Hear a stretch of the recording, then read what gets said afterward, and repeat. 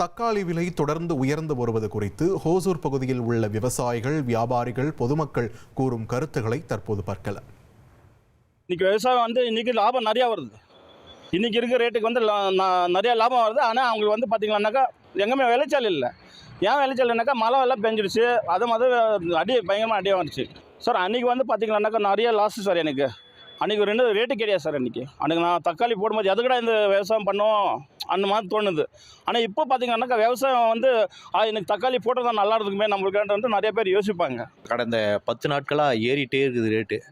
ஏன்னா விளைச்சல்கள் அறுவடை சீசன் இது. விளைச்சல் குறையுது, தேவை அதிகமாகுது. அதனால் தக்காளி ஒரு கிரேடு 1400 1500 போகுது. அதனால் 1500 போகும்போது இப்போ 70 ரூபா 80 ரூபா இருக்க வேண்டிய சூழ்நிலை. இந்த சூழ்நிலையில் பொதுமக்களுக்கு பாதிப்பாக இருக்குது. ஏன்னா 5 கிலோ 100 ரூபான்னு வாங்கிட்டு இருந்தாங்க. இப்போ 1 கிலோ 80 ரூபா கொடுத்து 1 கிலோ 100 ரூபா கொடுத்து வாங்குற சூழ்நிலையில் மக்கள் பாதிக்கப்பட்டு 1/2 கிலோ 1 கிலோ வாங்கிட்டு போகிறாங்க.